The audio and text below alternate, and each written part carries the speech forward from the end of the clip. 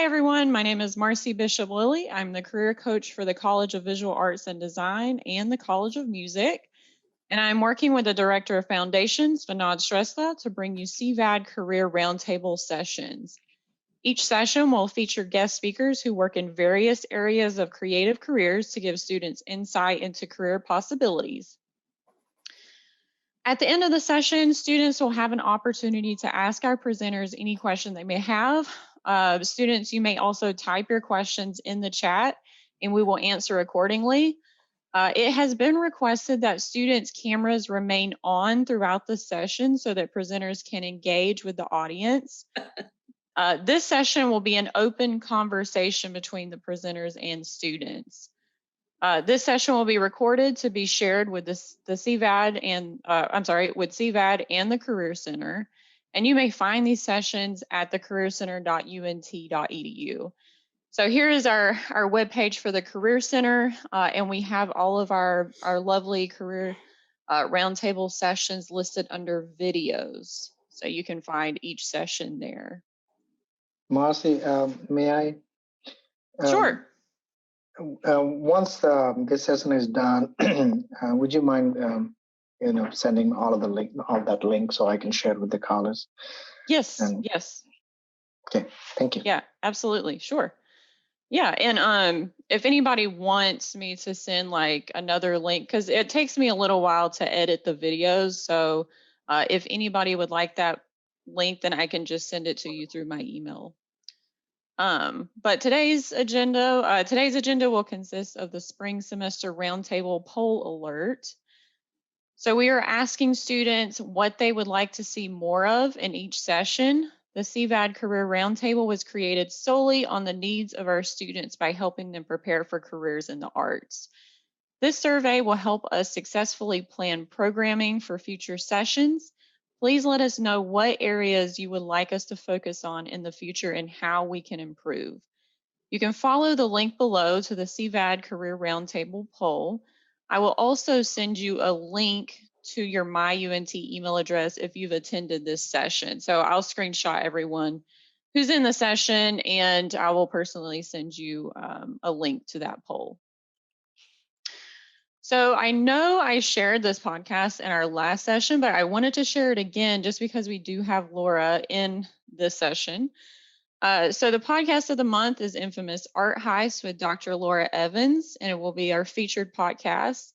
So please scan the QR code to access it, and it will launch on SoundCloud. All right, so we have our two fabulous presenters with us today, both who share backgrounds in museum education. With us, we have Connie Hatchett-Bargner, Education Manager at the Kimball Art Museum. And the Kimball Art Museum is located in Fort Worth, Texas, and is internationally renowned for both its collections and for its architecture. The Kimball's collections range from antiquity to 20th century and European masterpieces from Michelangelo, Caravaggio, Monet, Picasso, and important collections of Egyptian and classical antiquities. And Connie, you can also introduce that new exhibition at the Kimball, Queen Nefertari's Egypt. We will also have our very own Laura Evans, who is Professor of Art Education and the coordinator of the CVAD Art Museum Education Certification Program. Dr. Evans' areas of expertise range from art museum education, museum studies, art crimes, and cultural heritage preservation studies. So without further ado, Connie Hatchett and Dr. Laura Evans. We're happy to have you guys. So I'm going to stop sharing my screen and you can begin the conversation, or if you want to share y'all's screen, however y'all want to do that. Great. So Laura's going to share, and I'll just comment really fast. It's very fun to see my old LinkedIn profile picture from way too long ago before I ended up with a pandemic haircut. I am also growing my bangs out for the same reason, Connie. Can everyone see this screen? Yes. Great. Yep. And just to reiterate what Marcy said, I know in previous career roundtables, we've been able to have our cameras off. If you're able and willing, no pressure, but we would love to see your beautiful faces. Connie and I are both educators, and so trying to have a human connection on Zoom is important to us. So we would love to see you. Again, no pressure, but we'd be very pleased if you were able. Pajamas, unwashed hair, whatever. We don't care. No judgment here. No Okay. judgment. Okay, Connie, do you want to, I think you're up first here, eh? So first of all, hi everybody. I'm super excited to be here, and I'm really excited to be here with Laura Evans in particular, whose work I've known for, well, since she's really been here, and whose work I really admire. So plus she's just really fun to be around. So I'm excited to learn more about Laura's career path and interests. Oh, before you get started, can I just say the same? This is a mutual admiration society. I adore Connie, and I am so pleased to be here with you today. Yes. We'll try to tone that down so people don't have to listen to the Love Fest too much. But I will say that just generally speaking about museum or art education people, it's such a wonderful field to work in because collaboration is so much at the heart of what we do, and support is it's just a really affirming part of the work for me. So art educators love to teach by doing. So Laura and I thought we might start off by actually looking at some art together. We're seeing here Edvard Munch's painting in the Kimball's collection, Girls on a Pier. So if you all will oblige me with a little fun looking, and then Laura will carry the activity on from there. So you can, I'm going to pull up my chat to make sure that I can see comments, or you can just toss out any sort of ideas that you have as we go along. I'd like to start off by asking you all to share with the group a place that you are emotionally connected to. And Connie, I can be your chat reader if that'd be great. Helps. Thank you. You're welcome.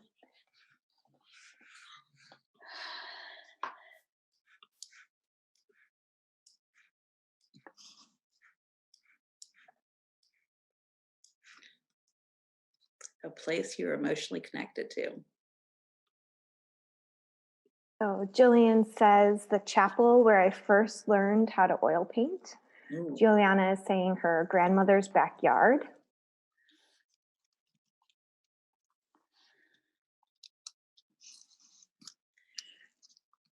It took me all of 2 seconds to think about what mine would be. Mine is a field in Rocky Mountain National Park. Mariana, her old apartment in Denton. Mariana, is that the one with the bunny rabbit that I visited? Okay, that was a good apartment. Ingrid says her elementary school in Mexico.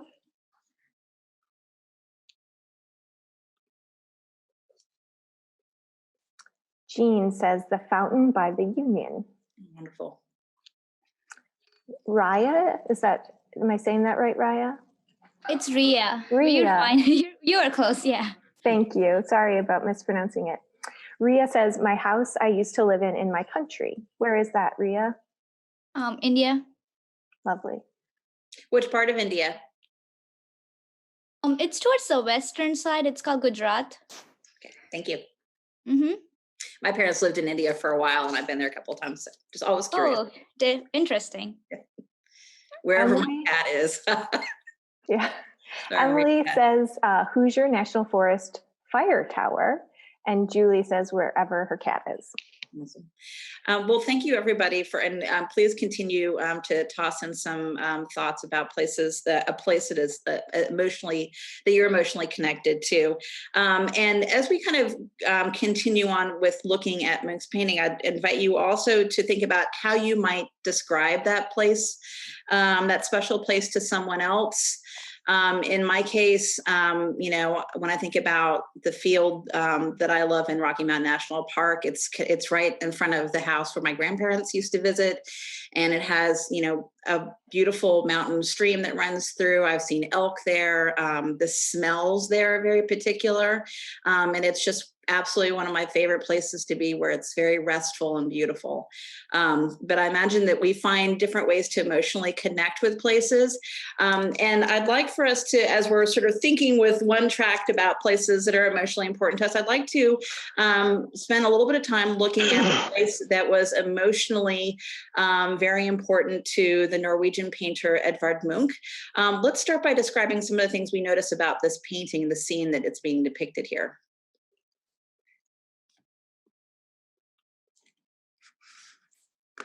And you can put it in the chat and I'll read it out, or you can just unmute yourself since we're a nice small group. Yeah.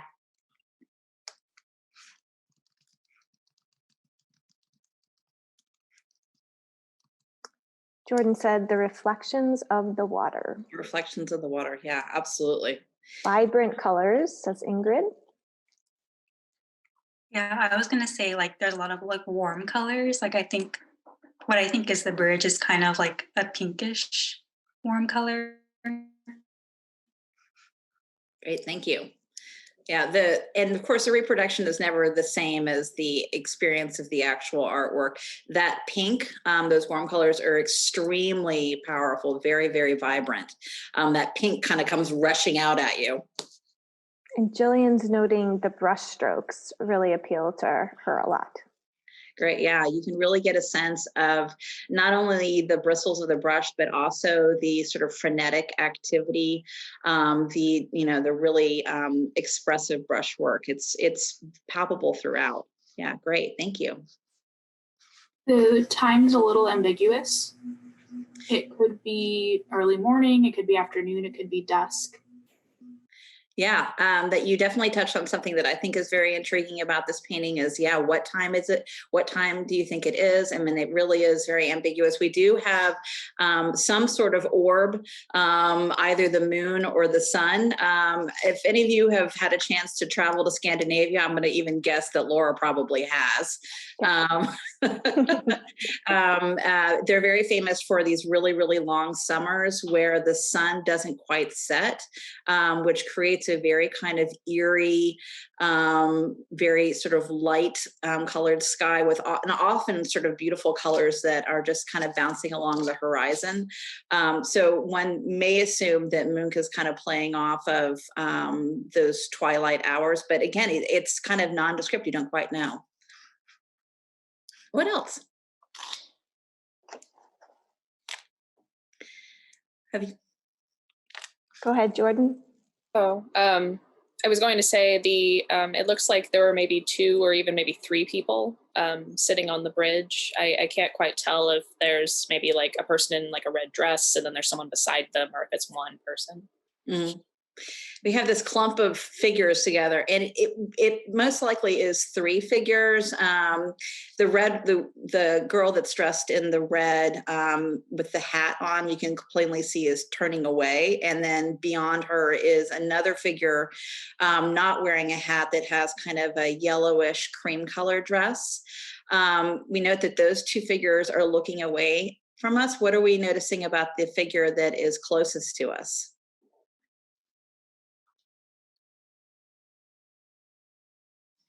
Go for it, Jordan. Oh, I wasn't sure if he was speaking to me. It looks like she's facing and maybe looking directly at us. Mm-hmm. Yes, that's what I see.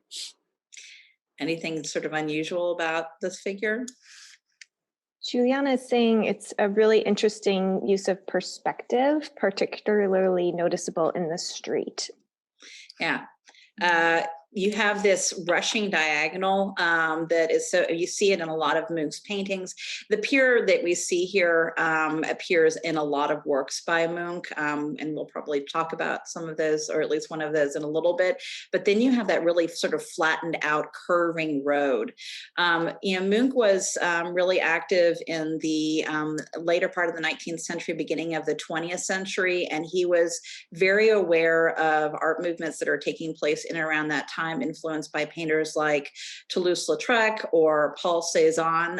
So that sort of flattening out, experimentation with brilliant color, certainly part of what's going on. So yeah, great observations. How would you all describe the mood of this scene?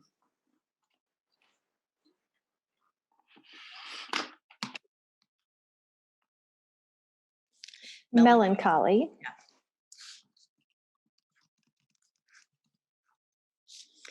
I'm hearing typing. I said I'm hearing a lot of people typing, I think.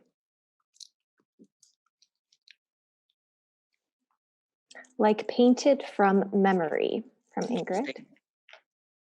Comfortable, says Juliana. Already we're seeing a range of perspectives, and I have to say that this is a painting that often it brings about a lot of different ideas. It's one of the really exciting things about being able to talk about this painting. Both Mariana and Jordan say it feels quiet to them, and Jordan adds very still. Kind of goes back to that idea that we can't quite tell what time it is. It's almost like a moment frozen in time. Maybe that's part of that stillness and quiet. Curious to know from Jillian, if you don't mind me sort of asking you to delve a little bit more deeply, what speaks melancholy to you about this painting? The melancholy might be because I am in a pretty sad mood today, but I think the brushstrokes, like all paintings that I've seen like this, they just kind of, as someone who has painted, it relates like a mellow tone.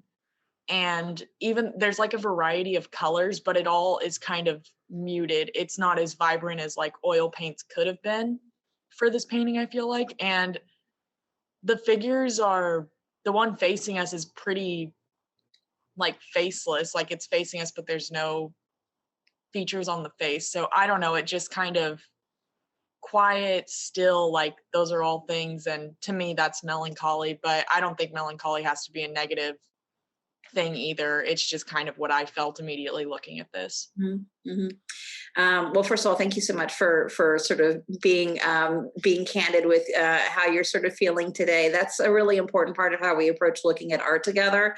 I always say, and this is one of the really exciting things about museum teaching, is that never do you have the same conversation about a single work of art. You can have the same people 20 minutes apart looking at the same artwork, and you're always going to end up having a different thing to say. And part of that is because our moods are changing from moment to moment or day to day. And that's a really important part of how we look at and respond to the artwork. I also have to say that Edvard Munch himself is somebody who who very intentionally and perhaps even unintentionally channeled his feelings, his moods, his life experiences into the art that he created. I think it's really interesting that we also sort of are circling around the idea of it as a painting that is from memory. He did pull quite a lot from his life experiences, as I just said. Sometimes and often the life experiences that he is referencing or ideas or just sort of abstract feelings might have come from, a moment in his life or a period in his life that had happened, years before. And you may notice that the dating on this painting is rather unusual. It's dated to around 1904 or 1933-35. He circled back to the same subjects kind of over and over the course of his career, revisiting this place, which is Åsgårdstrand. It's a seaside resort in Norway, one that Munch knew really, really well. He started visiting it as early as the 1880s, and he even had a teeny tiny little cottage there that he purchased towards the end of the century. And he painted it many, many, many times. Young girls, such as we see here, also figure quite a lot in his painting. He had a younger sister that he was very close to who passed away from tuberculosis when she was just about 15 years old. And you see a lot of references to her and to that sense of loss or anxiety very much in his work. If you were on the pier with these girls, including the girl that we've described as having no features, what do you think you'd do?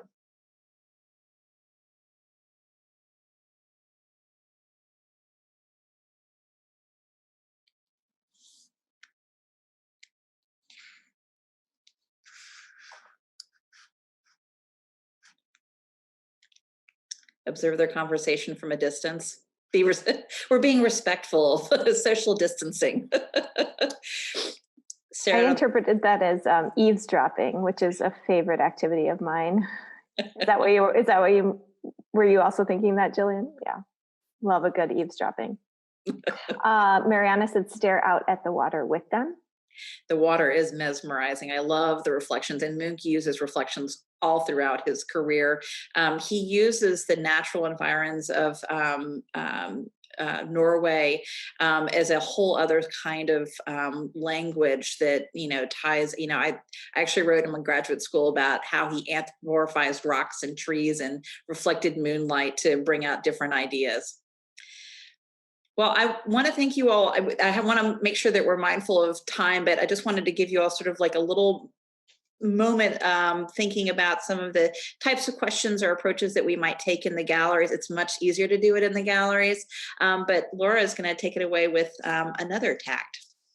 I just want to point out what a beautiful job Connie did there. I don't know if any of you have had museum education experiences in museums or online during the pandemic, but did you notice how she very deftly folded what you guys were contributing in with some art historical information about the artists? So we leave this learning a lot more, I think, about Munch and his work. And how he created, but also how other people see the world and are feeling in this very moment. So that's kind of a good transition, I guess, to the next part of this activity. I am very interested in people's emotional responses to works of art. So Jillian, you very beautifully shared with us earlier. And like Connie said, I want to thank you for being vulnerable. And so I love when people are able to connect with a work of art from this, from their own sense of self and their own moods and memories, like Munch was doing when he was making this piece.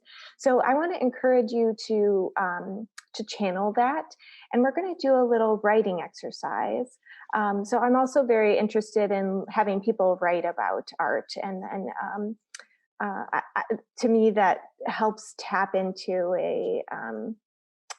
an outlet of expression. So we're going to do a little writing prompt. I'm going to give you a very short amount of time, let's say 4 minutes, to respond to this. And what I want you to do is to go to the chat and make sure you're just sending me a private message so that you're not sending it to the whole group. Normally when I would do this in class or at a museum, I would pass out blank note cards and would ask you not to put your name on it. I don't want to know who you are. I want it to be anonymous because I want there to be a freedom to say whatever you're feeling. But I promise I will not read your name. It will be just between you and I in the chat if you want to kind of let loose. I'm not going to say your name at all. But I want you to think about that painting and pretend that you are the girl that is turned towards us with her elbow up on the railing. And in the first person, be that girl in this moment. You can choose to be the girl in the moment of time that Munch was painting in, or be the girl in a now moment, like a girl in the middle of this pandemic. And what are you looking at? What are you thinking about? And what are you feeling in that moment? So just make it short, like 50 to 100 words. You don't have to count your words or anything like that, but just kind of a rough ballpark. That's a couple of sentences. And I'll leave you in silence here. And we'll say until 11:33 or so. And then I'll give you a 1 minute warning. But again, just send it to me in the chat, not to everybody. And I'll leave you to write. Do you want to backtrack to look at that painting? Great idea. I will backtrack. Says the very, very, very visual person that needs to look. So again, I'm asking you to be the girl with her arm akimbo on that railing, and to, just really channel what she might be thinking, feeling, looking at in that moment. Okay, feel free to keep sending as you finish. I'm just going to start reading some of these. I'll maybe read like 4 or 5 of them. I'm out for another walk today with my 2 roommates. We are the only people we have seen up close for months. We walk around outside. It's quiet, comfortable, but something is not right. Despite the nice day, the pleasant company, the pleasant sound of the water below, something is off. It's too quiet. The world is missing too many people that should be here right now. Here's another one. I came here with my sisters because they wanted to see the water. It's almost lonely here. I haven't seen anyone come around in a while. When there's no attention on me, it's as if time has slowed down and all I can notice is the sea foam green of the sky, the brisk air, and the realization of how this can only exist because carriages aren't speeding down the bridge. It's not often the world is this quiet. Here's another. It's quiet out by the water. Our conversation had trailed off a while ago, and we had taken to simply watching the stillness of the river and the low-hanging sun in silence, comfortable in each other's company and unwilling to break the peace that had settled over us. A noise caused me to turn away from my friends, and I watched as the silent, hunched, melancholy man slowly shuffled past.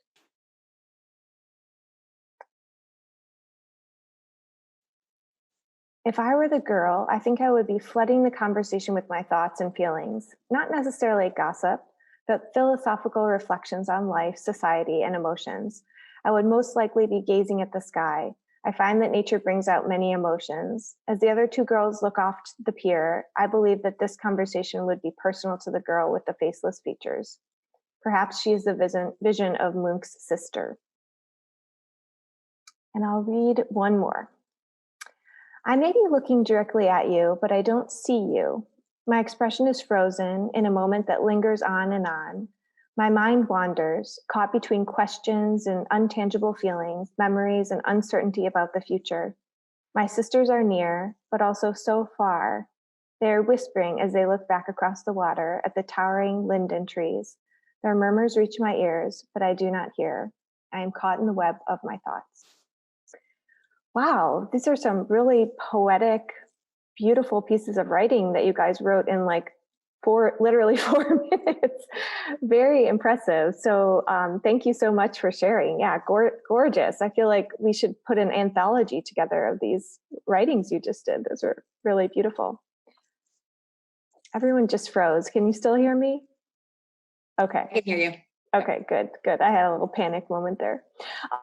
So because one of my great passions is also art crime, I thought I would do a little sidebar here to relate this Munch painting that's at the Kimball, which God forbid, we hope never gets stolen, to Munch's The Scream, which I'm sure we have all seen many times before, whether it's on a coffee cup or on socks or in any of its other many reproductive forms. But the Scream on the left there has been stolen twice before. One time in 1994 and another time in 2004. The 1994 theft is my favorite because the thieves were like very cheeky. And it was stolen in the winter of 1994. The Olympics were being held in Norway, and it was the day of the opening ceremonies in Lillehammer. And so the thieves thought this would be a great time to plan the theft of the Scream from the National Gallery in Oslo. So the Scream had been moved down to a lower floor in the museum and also put next to an unsecured window in an attempt to, make it easier for all of the many Olympic tourists to see the Scream. And unfortunately, the thieves took advantage of this. And on a wintry, icy morning, they propped a ladder up to the window that was the closest to the Scream. And one of the thieves, climbed up the ladder. And this is my favorite part of the story. He promptly fell off the ladder because it was so icy. So I just have this like mental picture of him just like scrambling up the ladder and promptly falling off. tried another time, made it up, broke in through the window, ripped the scream off the wall, dropped it down to his accomplice that's waiting at the bottom of the ladder, and they made off in their getaway car. Police arrive on the scene. They see the ladder still propped up to the window. One of the policemen trots up the ladder and also promptly falls off the ladder and sadly is so badly hurt that he has to be taken to the hospital. The other policeman gets the memo and goes up the stairs to where the screen was hanging on the wall, and there they find a postcard from the thieves that has like a painting of 3 men laughing heartily on the front, and on the back they've written "Thanks for the poor security." And so the museum has no idea what to do, right? It's, you know, the day of the opening ceremony. They're thoroughly embarrassed. So they go down to their own gift shop, take a poster of the Scream, hang it on the wall, and write in, you know, hand lettering underneath it, "Stolen." So that was their response, their immediate response to the theft. And then it's, you know, it's quite a crazy story after that to how it's recovered. There's a long tale involving Scotland Yard detectives that go under like extreme undercover with fake identities from the Getty Center Museum in Los Angeles. And there's a former professional soccer player that's involved and a lot of craziness. But suffice to say, the Scream is recovered and is returned with minimal damage. So that's the happy end to that story. So all's well, you know, that ends well. But now we're going to move on to telling you a little bit about how we came to be in the jobs that we are currently in. So I will advance here with there we go, and pass this back to Connie. And now on to something completely different. By the way, if you haven't noticed them, there are so many current coronavirus themed Munch memes right now, like the Scream wearing a mask. And you just Google Edvard Munch, the Scream, and coronavirus, and you will open up this whole world of new memes. This painting just continues to be sort of this iconic work that speaks to the modern psyche. Okay, who am I? I am Connie Hatchett Barganier. Let's go ahead and move to the next screen. So I wanted to start off by telling you just very briefly about my kind of atypical path into the museum education world. I have worked at the Kimball for 20 years now. And that is kind of atypical among my peers and colleagues, especially in the education world, although there are quite a lot of people at the Kimball who have worked here for decades. But I actually, so this slide here highlights some of the other museums where I have worked, and also kind of serves as the slide of the story of my life. On the upper left-hand corner is an image of the National Museum of the Pacific War, otherwise known as the Admiral Nimitz Museum. I grew up in Fredericksburg, Texas, and I happened to work in the museum shop. It was my very, very first museum job. I also did a few odd volunteer things for the Admiral Nimitz Museum when I was in high school. Also, when I was in high school, I actually went to boarding school. I went to an all-girls boarding school in Washington, D.C. And that, of course, was a major life-changing experience for a pretty shy girl who grew up in the Texas Hill Country. The school where I went had a program where rather than going to school on Wednesdays or to class, you went to the School of Life in a co-curriculum program, which meant that you went out and you volunteered at a selected institution for a full year. Your senior year, you actually had the opportunity to choose where you would go.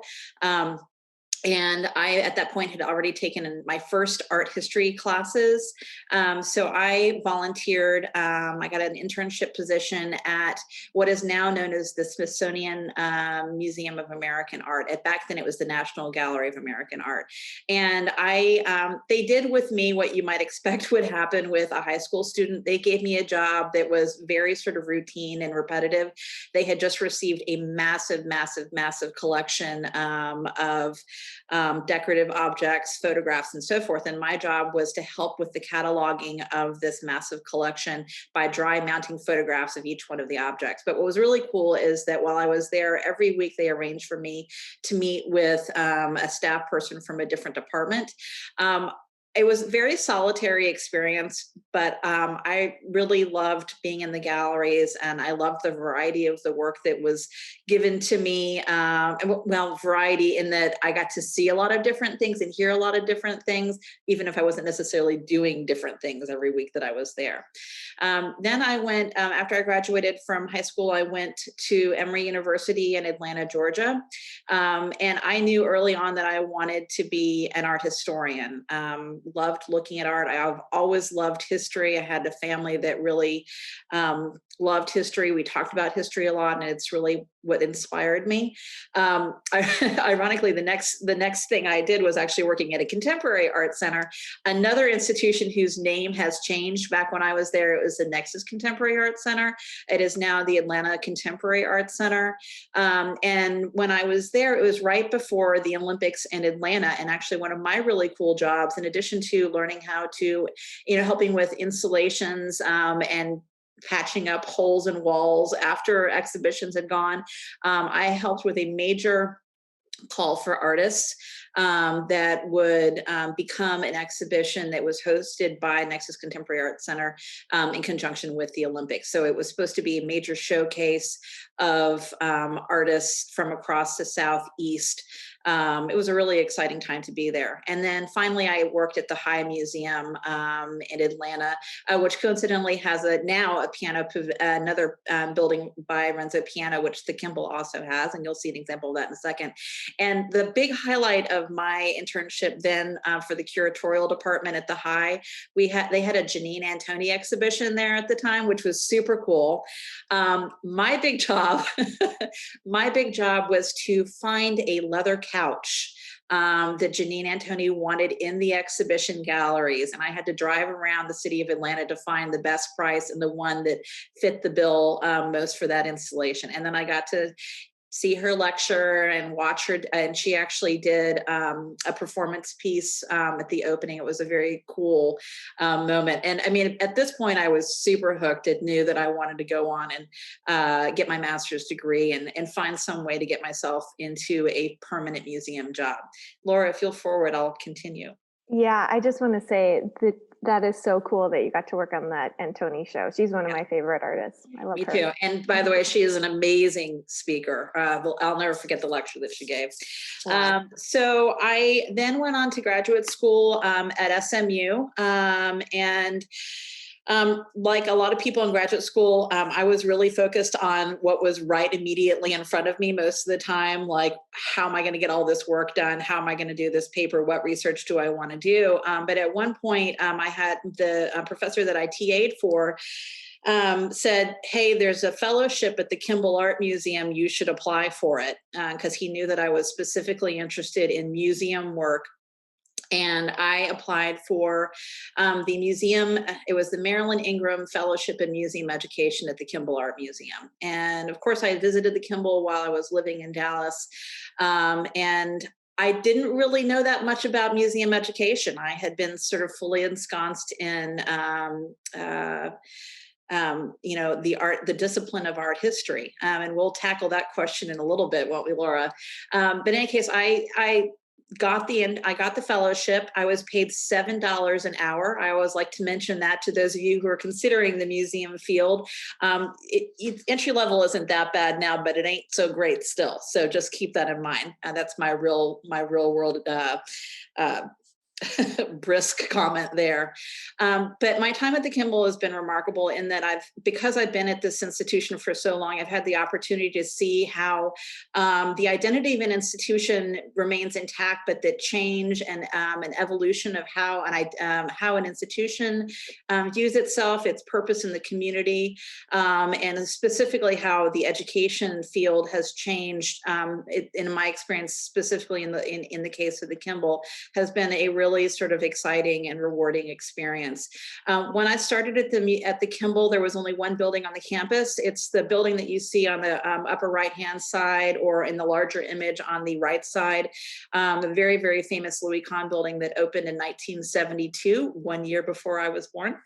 One of the things that has been really influential and formative for me is just working on a campus that has such incredibly beautiful and profoundly important architecture. I have learned so much about architecture, how to teach about architecture, and I've had the opportunity to meet people from all over the world who have come to see this building and who really believe in architecture's capacity to transform and inform the way that we live and the way that we understand how we live. And so it's been fun to ask big questions about what does architecture do? How does architecture shape the way that we engage with each other and how we look at art? And I could spend the rest of our time here talking about that, but I won't. Because the other part of this is that the building, while absolutely wonderful and one of the best examples of modern 20th century architecture, didn't meet all of the needs of the institution. The education department had no classroom spaces. Our classroom were the galleries, but we have always had a very robust studio component to all of our programs, and we didn't have dedicated studio space. We also were limited in terms of our display areas, our galleries. Anytime a special exhibition came to the museum, it meant that a third or 2/3 of our permanent collection would be relegated to storage. So I got to be part of, at a lower tier level, the conversations about what we would need in a new building. And it meant that I had a very strong voice in helping to plan for the next really important phase of the education department. And I should have put up slides of our studios, but I didn't do it. But we have education studios now that can easily serve between 40 to 50 people. We have a study room. We have really beautiful facilities that are part of how we serve the greater Kimball audience ship, if you will. And I will tell, there are two things I want to just say about that. One is that even in the time that we started talking about the building that would become the Renzo Piano Pavilion, the way that the Kimball thinks about education and audience engagements had changed so much. 15 years ago, I floated the idea, having just recently visited the Getty Museum, I floated the idea of a family drop-in space, and that idea was dropped really quickly. There just wasn't traction for it at that point.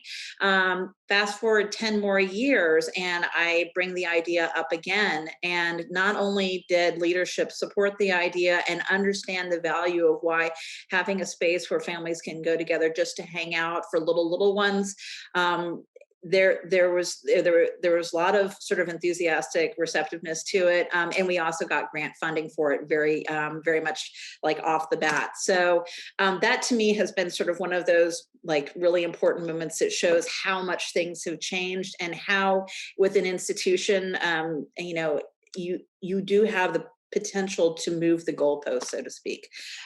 What's up next, Laura, my slides?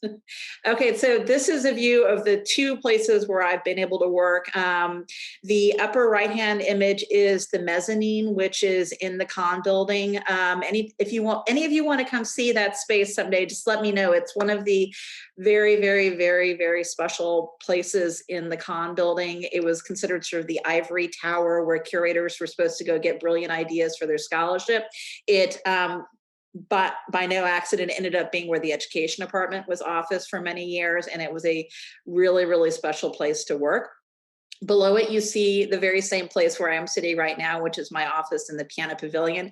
And perhaps not surprising to anybody, books are a huge part of how I function, research, or materials that I've developed. So this is literally the same bookcases that you see behind me, and I use it to kind of highlight certain things that I do. You may notice that there are a lot of novels on one side of my bookcase. That's because one of the jobs that I've had almost from the very beginning is running the Kimball's Book Club. I think I've been leading that book club for 19, almost 20 years now, for a very long time. We read 6 books a year. And so I've gotten really good at making sometimes very random connections between books that I want to read and artworks that are on view at the museum, either for special exhibitions or the permanent collection.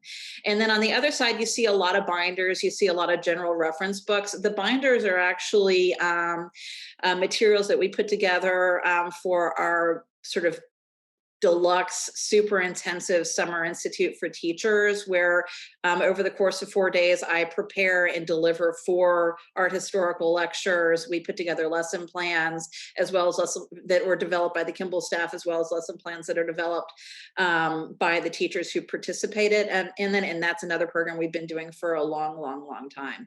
I use these books, especially the books that you see on, I guess, the left side, on a very regular basis.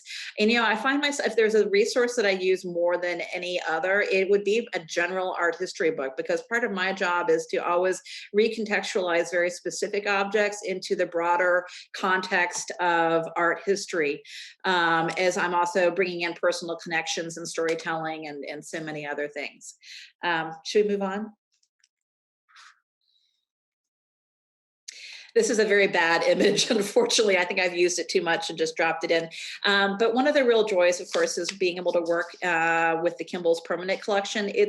And I'm certain that a lot of you are probably familiar with the Kimball's collection here in Fort Worth. I like to describe it as not an encyclopedic collection, but a global collection. We have just around 350 artworks, but those artworks come from antiquity. The oldest object is over 4,500 years old. It's from ancient Samaria, all the way up into the middle of the 20th century. The Kimball is located right at the heart of Fort Worth's Cultural District. We're flanked on either side by 2 sister institutions, the Amon Carter Museum of American Art, and then also the Modern Art Museum of Fort Worth. Carter, of course, collects American art, and the Modern connects modern contemporary art, and Kimball just basically does everything else. So it means that I get to be a generalist all the time. I am teaching all the time around objects from around the world, from across cultures and different time periods. So one day I may be talking about our ancient Peruvian warrior figure. The next day I might be teaching about Caravaggio. To the next day I might be teaching about all things ancient Egyptian, and keep on going and going. And not only art historical periods and cultures, but of course, materials and techniques. And I have learned so much. 6 years of academic training, and then 20 years of museum on the job, writing and teaching about these objects is just, it's honestly, I feel very fortunate to be able to do this kind of work. Laura, you want to switch to the next slide? Thank you, co-pilot. So I hadn't realized I knew how long I'd been at the Kimball, but I hadn't realized what that meant in terms of special exhibitions until I counted them all up while I was preparing. So in 20 plus years of working at the Kimball, I have worked on almost 60 special exhibitions. The Kimball has had a very robust schedule of exhibitions, sometimes even overlapping every single year. So I just threw up some of the different exhibition catalog covers to kind of show you the swath of what I've had the opportunity to see and to work on in a variety of ways. The image that gets sort of the dominant place is Gifts of the Nile, ancient Egyptian faience. It's the first teacher packet that I ever wrote. The first exhibition I got to work on, the first exhibition where I led a school tour training. I mean, and it was an immersive experience. And actually now the Kimball right now is hosting the 4th Egyptian exhibition that we've had since I've been here. It's Queen Nefertari's Egypt. And I still, in preparing for that exhibition, referred back to some of the things that I learned while working in the late 90s on Gifts of the Nile, which was an incredible exhibition. And, you know, for each exhibition, I've done different things. Sometimes it's community outreach. For example, for Fiery Pool, the Maya and the Mythic Sea, we worked with local schools to have students create murals inspired by the exhibition. You know, for golly, trying to think of some of the other things that we've done. For Castiglione, we did a lot of sketching. For the Louis Kahn exhibition, we did a lot of, we read books, biographies about Louis Kahn. For Picasso and Braque, I worked on an app for the first time around that exhibition. For Balenciaga and Black, we actually partnered with UNT's Fashion Design Institute and had Annette Becker come in, do docent trainings and things like that. Yeah, she's amazing. So always, you know, one of my jobs really at this point, and this is continued to grow and expand as you know, in the years that I've been working here, is really looking not only about what the Kimball brings to the community, but how the community helps to shape the Kimball and its education offerings. And that's been a really exciting part of what I do. Should we move on? And then we are running out of time fast, Laura. You know what? I always say this to my students. Jordan and Juliana are probably rolling their eyes, and Mariana, but like, if we're into an activity and like we don't get to something else because we're into that, I'm so okay with that. Like, I'm totally cool with running out of time. Well, I have only 2 more slides, so I think that we'll very shortly be able to move on to hearing all about Laura, which I don't want to miss doing. So this slide really is just to talk about audience engagement. In terms of understanding what museum educators do, generally speaking, I would say museum education exists to bring art and people together for meaningful engagement. And that can mean so many different things. And that's, again, one of the really exciting things. It can be a conversation among adults in a gallery. It could be a little child playing in the museum, either in the galleries or in our family play space. It could be offering accessible programming in the auditorium. So for example, on the lower left-hand side, you see CART captioning, which is a resource that we offer for individuals who are deaf or hard of hearing. Teenage engagement, you know, inviting our teen council to essentially take over the museum for programming, family festivals, art making both in the studios, but also in the very public areas of the museum.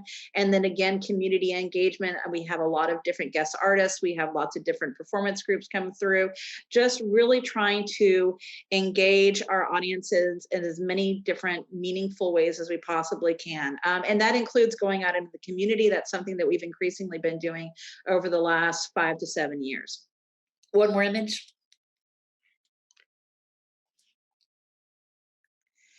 I knew Laura was going to talk about travel, and while she's gonna have a lot more little yellow marks on the map, but I wanted to mention to you one of the things that I think is especially cool and fortunate in my work is that I've gotten to go some pretty amazing places on the Kimball's dollar. Thank you very much, Kimball Art Museum.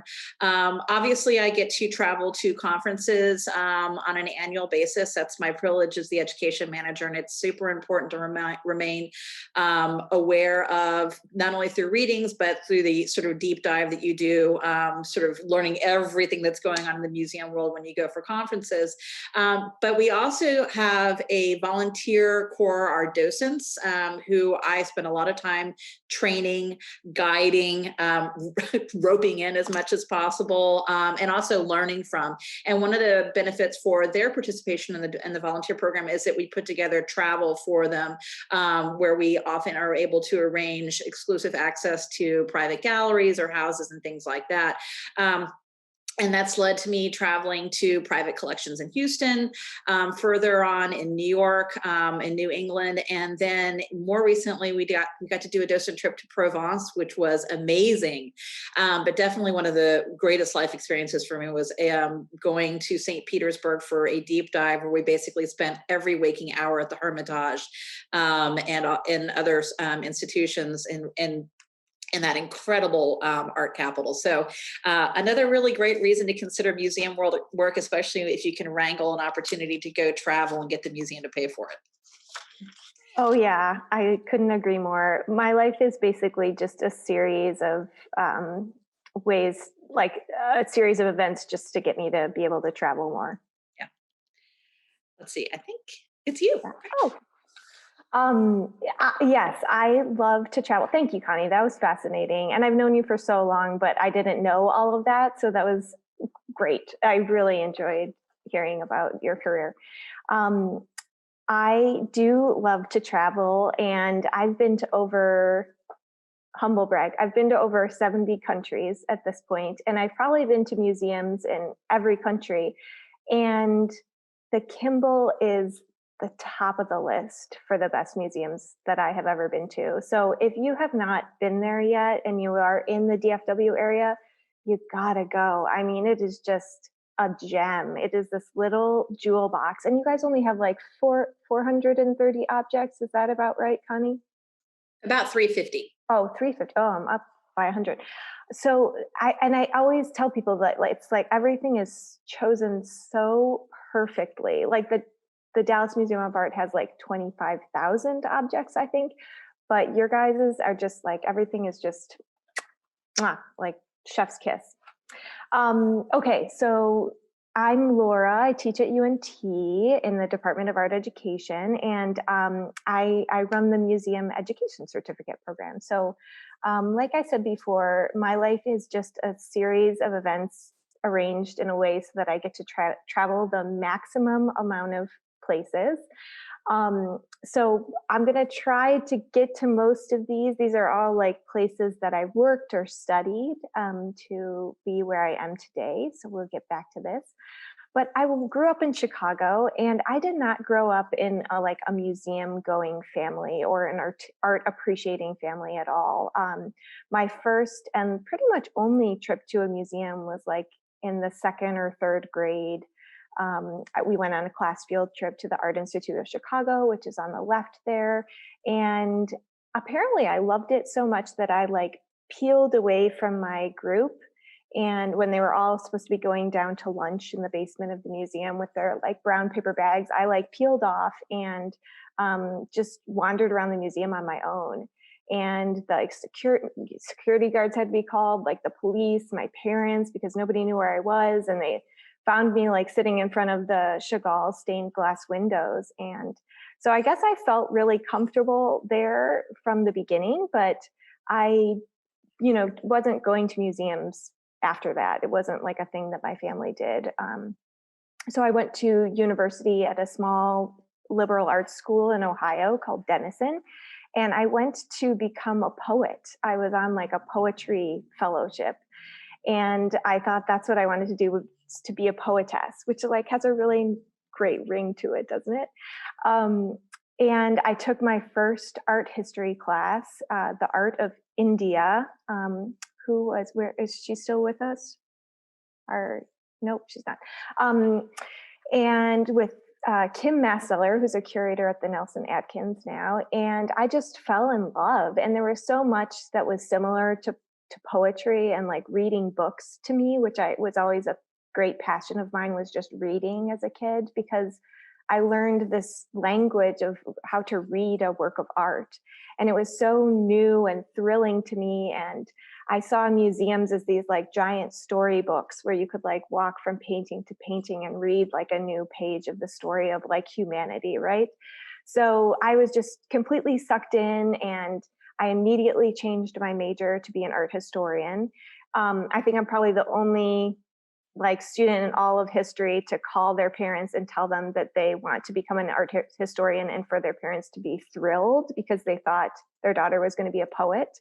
So they were like, oh, well, maybe she'll can afford more ramen noodles as an art historian than as a poetess. So I made that switch and was very lucky in that there were like 3 art history majors in my class at the school I went to. So there were just tons of opportunities because my university had a small, really great art museum. And so, you know, from that first semester, when I switched my major, I started working at the museum. I started interning. My first internship was a summer internship at the Museum of Contemporary Art in Chicago, which is the stairway is on the right of this slide. And I just got involved in like every possible way that I could. I just said yes to like everything that came my way. And I just want to note as well that the only internship that I wasn't paid for was at the Museum of Contemporary Art, not to call them out or anything like that, but just to say that I have done a lot of internships, and at the time it was more rare to be in a paid internship. That's slowly changing in the field, but I do just want to say that it is possible, you know, if you're like, I can't get into this field because I need to have something that pays me. There are internships that do that. It does take more work and more searching, but there is a path there. Next slide. Let's see if it'll advance for me. There we go. So while I was at university, I again didn't grow up in a family that traveled. Like we went to Canada every summer, and that was about it. And so I decided like, oh, I'm going to take advantage of being in university, and I studied abroad in New Zealand. And at the time I was really interested in like studying South Pacific art history. And so I went to do that. And while I was there, again, like arranged an internship in advance at an art gallery in New Zealand and worked there during the whole time that I was living in Auckland. And so this is just to advocate for like, take advantage of every opportunity you have to study abroad or to travel. It was life-changing, and I totally got bitten by that dang travel bug that everybody talks about. And I am still, it's like an infection that continues to rage today. That sounded really disturbing. I'm sorry that came out like that. So you're probably wondering like, why are we looking at this lotus figure? So this is actually like a really important part of my story. I had a wonderful advisor in undergrad who told me that she has an agricultural model about going to school. And I knew I wanted to go to grad school after undergrad. I didn't exactly know like what I wanted to study. And she said, that's okay, because you need to be like a farmer and let your field lie fallow for at least a year in between schooling. So you need to be like a farmer in that you want to get new nutrients in the ground, rotate the crops, like do something totally different. And then, halfway through that year of doing something totally different, you can reevaluate and like prioritize like what is really important to me still, and what do I want to study? Because grad school is a big time commitment. It can be a money commitment, So I, after undergrad, studied yoga for a year. I did an intensive yoga teacher training program, and I taught yoga for a year, and I was a horrible waitress as well, like just horrible. And that's what I did for my year after undergrad and before going to grad school, which I did eventually decide to do. And to me, it distilled down to a great love for museums. I loved art and I loved art history, but I didn't see myself studying South Pacific art history for the rest of my life. I thought, there's a point in my life when I'll get tired of that, I think, but I don't ever see a point of my life where I will get tired of being in museums. So I decided to do a master's in museum studies at the University of Toronto. So that's the Toronto skyline there on the left, and then the campus is on the upper right. Again, like just got involved in every possible way I could as a student. I was working at the University Art Center on campus, again, like being paid. I did a paid summer internship at the Ringling Museum of Art, which is in the bottom right corner. It's in Sarasota, Florida. So that was a nice change of weather from snowy Toronto. And while I was in my last semester at U of T, I applied to everything. So I applied to PhD programs. I applied to fellowships. I applied to jobs. And I guess I should take a step back here and say that, like Connie, I didn't realize that museum education was a thing until grad school. I was doing this internship in museum education at the Ringling Museum of Art, and I was like, oh, this is a thing? Like, and it just clicked for me. You know, I am a people person. I love being around people, and connecting a person with a work of art or works of art was like just, you know, endlessly fascinating to me. So I should, you know, if you already know that museum education is a thing, you're way ahead of where I was. So, you know, just want to give you some confidence there. So I'm applying to all these things, you know, at the end of my grad school, and I very luckily got some of each of them, and, you know, heeded my advisor's advice at my undergrad and remembered, like, be a farmer and do something totally different. And so instead of going into my PhD right away, I decided to take a fellowship at the National Gallery of Art in Washington, D.C., where I worked in the education department for a year. And that was my, you know, rotation of the crops, like just doing something totally practical, 9-to-5 job, not in a university. And oh, I loved it so much. And I really thought at the end of that year, they offered me a job, and I was like, oh, I don't know if I want to go do my PhD. And it was always a dream of mine to go do a PhD. So I thought, like, oh, okay, off I go. Oops. And so I went to the Ohio State University to study with Terry Barrett, who is kind of this like luminary in the field of art education and art interpretation. And I had read his books in grad school, and I thought, like, oh, I really want to learn from this person. And if any of you are thinking about going to grad school, that's a path that I would recommend. Like, if there's someone whose books you're reading or whose work you're reading, and you're like, wow, I would like to study at their feet. That's a great way to, you know, think about where you want to be for school. So went to the Ohio State University, and again, like, hammering this home, got involved in every possible way that I could while I was there. So I was a docent at the Wexner Center. I was a contractor at the Columbus Museum of Art. So they would, you know, they would pay me to teach programs and to lead workshops and things like that. And then while I was finishing my PhD, I got my job at UNT, which was a very lucky thing, and have been at UNT ever since, with a brief year reprieve in Western Australia. So my husband and I just took off to the coast of Australia, and we lived in Perth, Fremantle, which is like weirdly closer to fly to Indonesia than it is to fly to Sydney. So it's like way out there. It's the most isolated big city in the world. And it looks like the bottom middle. Like, that's what it looks like everywhere. It's just ridiculously beautiful. And that's my husband and I at our local lighthouse.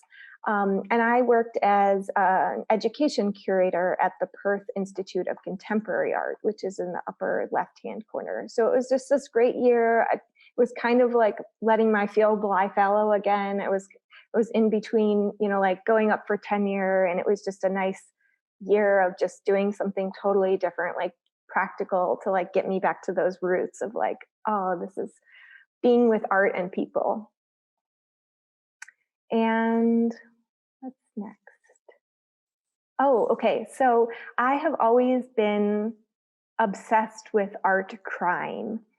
And I I don't know why. People ask me that all the time. I think it was like a girlhood of growing up reading Nancy Drew books and watching a lot of like Scooby-Doo mysteries.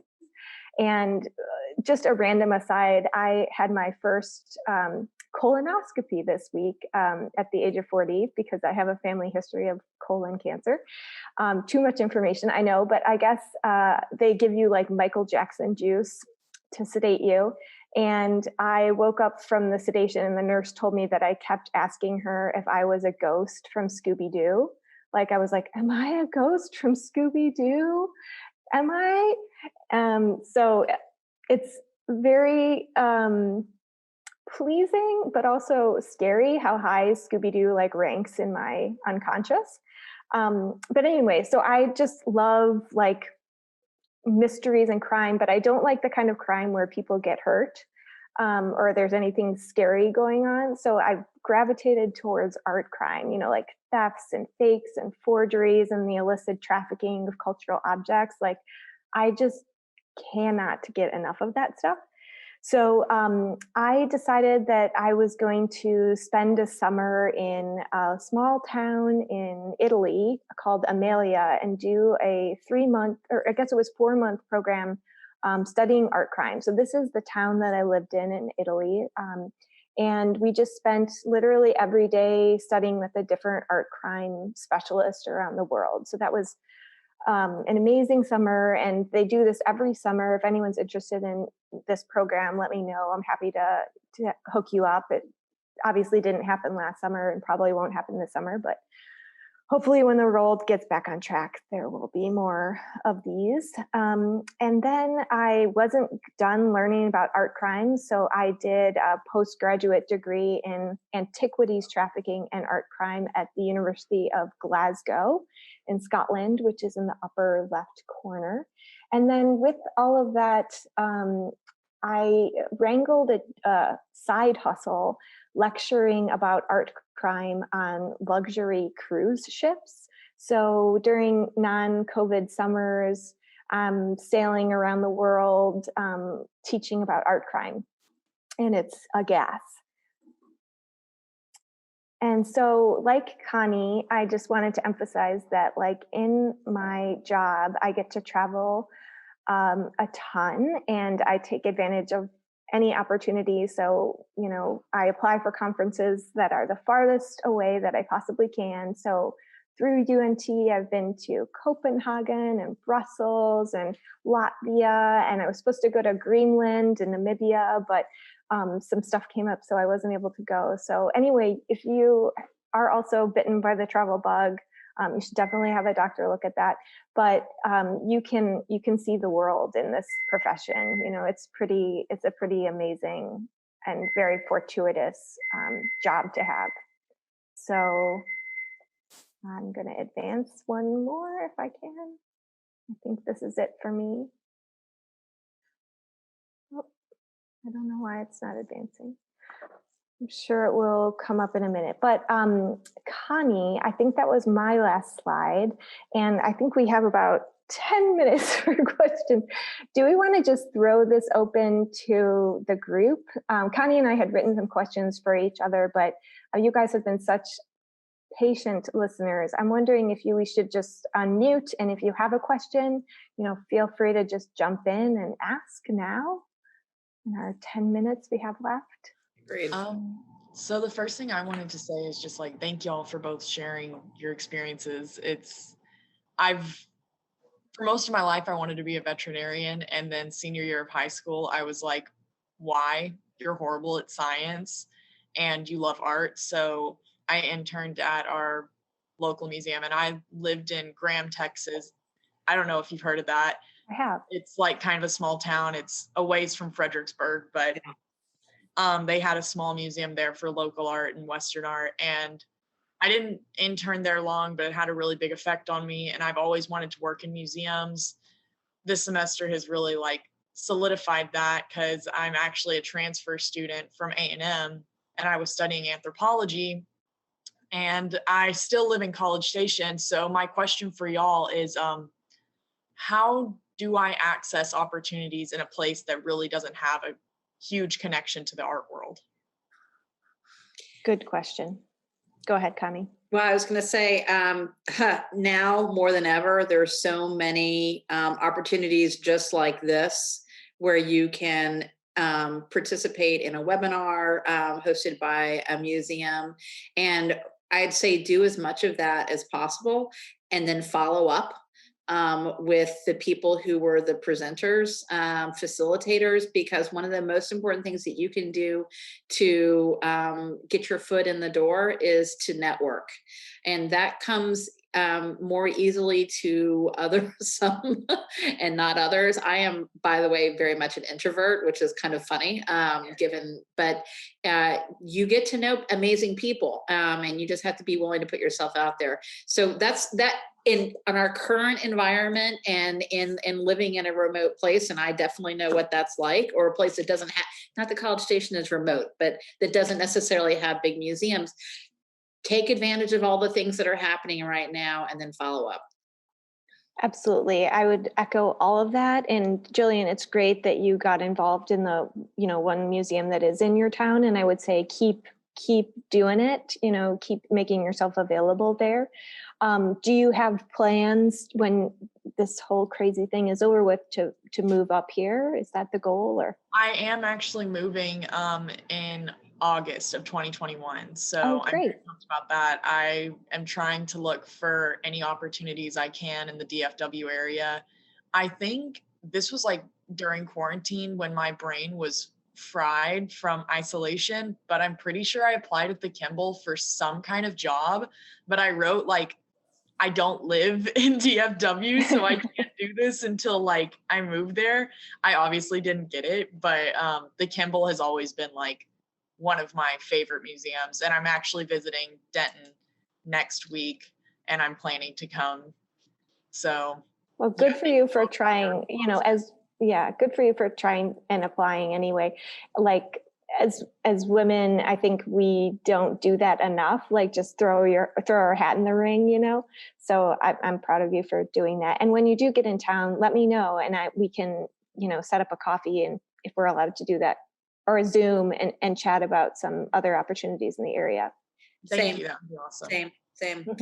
Mm-hmm. So we actually recently did fill a position, a recent UNT graduate, or semi-recent UNT graduate, and we did a similar roundtable discussion like this earlier this week, and she said that she has applied for so many jobs, and you just have to keep applying. I mean, when people ask me about how I got in the museum field, I am completely honest. I got really, really, really lucky, but you do have to make your luck too. And hard work and luck together. I mean, it's important to just keep putting yourself out there. Yeah. And Connie, if I can ask, the wonderful student she's talking about that was just hired is a graduate of UNT, like she said. And I'm just wondering, what stood out? What are you looking for when you get applications nowadays? Is there something that really, you're like, yes, we're looking for that, and we're looking for that, and we're looking for that? I will answer that generally. Okay. And this is my moment to get on my little soapbox about job applications and how to make yourself the most attractive candidate you possibly can. I am, as you know, the education manager, which means I am the person who is the first to look at job applications anytime we have openings. I'm also the person who reviews internship applications. Number one, your cover letter matters tremendously. There is a lot of writing in museum education. The way that you communicate and express yourself, both speaking, but also in writing, is hugely important to me. And there are a couple of things that I will say. One, make sure that you edit your letters carefully and make sure that somebody else reads your letter as well.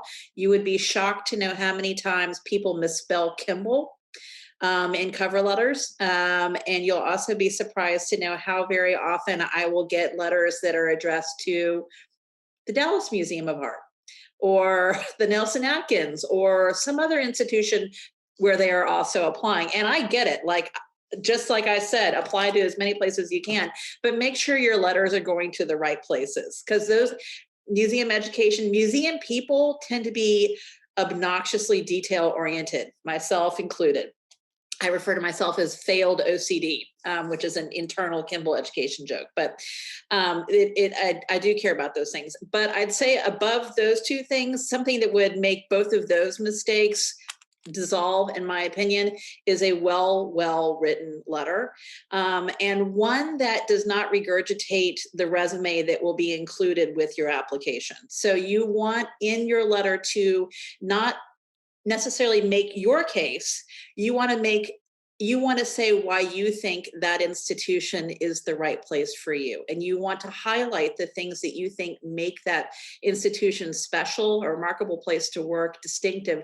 And then you say, I think I would fit in and do well here because. I read a lot of application cover letters that are just a regurgitation of the resume.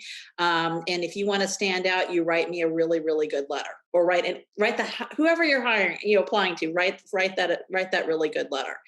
So I'm looking for effective communicators. I do like people who have at least some museum experience. And that is another thing and that could be volunteering. An internship or helping with an event, that really makes a difference to me as well. The other thing I will say is that if you are bilingual or bicultural, now is a great time to really be pursuing a career in museums. Museums have a lot of work to do in terms of diversifying their staff. And it's a lot of work, but it's a great opportunity to really put those personal qualities, those skills up front and center. The other thing that I will say about applying for museum jobs in today's current world is that museums are also learning that digital assets are critical in times when you cannot bring people into your spaces. So if you have video editing skills, if you have audio editing skills, any kind of thing like that, that is something to put front and center. And it is also something to practice or to work on yourself. So that would be my advice to everyone. That was wonderful, Connie. Thank you so much. Marcy. Yeah, I just wanted to add, at the Career Center, we do resume review and cover letter reviews. So if you are sending out applications, definitely have your resume and your cover letter reviewed by me. Just want to throw that out there. Yes, yes, yes to all of that. We have 1 minute left, Marcy. Do you think we have time for one more question, or should we? Oh, sure. Yeah. Okay. Anyone have another question? I had just a quick question. Yeah. If there's any resources, like books or articles that you think would be good for art education in general, could you make a list of them and send it in the chat or email? I'll take anything. Yeah, absolutely. Are you wanting art education generally, or art museum education more specifically? I think in general, for me personally, I know I want to do education and art, but I'm not sure if museum education specifically, but I am thinking about teaching in a classroom next year. Yeah. So a potential teaching job. So anything that you think will help with that would be great. Great. Why don't you email me and we can set up a Zoom as well. Mariana was in a class of mine a year ago now? No, yes, a year and a half. I think so. It'd be great to just catch up and hear what you're thinking. Okay, so let's do that. Okay. May I? No. May I make a quick comment? Just kidding. Just kidding. No worries. I just wanted to say thank you to you both, and I wanted to say thank you to Connie about talking about the importance of cover letter. Because I have to look at cover letter of people applying to teach in foundations, and a lot of time they don't even bother to address they're interested in teaching in the foundations. They simply say they want to teach in a studio department, but then applying for the foundations. And a lot of time, that's just right. No matter whether you are digital oriented or not, if you're not even bothered to address the job you are looking to apply, that sets a really bad impression regardless of your qualification. And so thank you, Connie, for being another voice on that. Yeah. That's all. And thank you for both of your good, wonderful presentation. Clearly, I'm passionate on this subject, so. It is shocking. I see these cover letters as well. It is shocking what comes across our desk. Can I say one other thing, actually? And I don't want to call Jillian out, but I will say, if you say you are applying for a job, and you are living in a different city as that small scale institution, the Kimball still, while it has international status, still considers it a small to medium sized museum. If you are living on the other side of the country, for example, you should address that in your cover letter. And you'd say, the Kimball Art Museum is the place where I want to work. I would be very happy to move there, or say I have family or in the area or this. And this goes the same with internships as well. I mean, quite frank with you, I mean, like the Kimball's internship program, which is on hiatus right now, and we're hoping to restructure it and do a lot of work towards that. You know, we have people that apply from all over, but we don't have housing set up for people or anything like that if you're coming from out of state. And, you know, so when people are applying from, you know, and don't provide any explanation about how they would be able to make it happen on their end, then a lot of times I'm like, well, why am I going to talk to this person? Because I don't think that they've got it lined up. And I don't, you know, like if the letter is really good, I'll reach out to them and be like, what are your thoughts? But I mean, it just as much as you can do to kind of fill in your story, as well as sort of make that connection specifically to why that institution, that place is important to you. Yeah, you got to just make it so easy for the reader to imagine you there, you know, like without any obstacles, right? Well, thank you all so much for your attention and your participation in the activity that we did to start things off. I'm really delighted that we could spend this time with you today. And my email address is my name, laura.evans@unt.edu. I would love to hear from any of you. Happy to Zoom from the comforts of our home and get to know you better. I'm typing my email address in. I should do that too, shouldn't I? Yeah, there's some really good things in the chat. I don't know if anybody's been like looking at that. Yeah.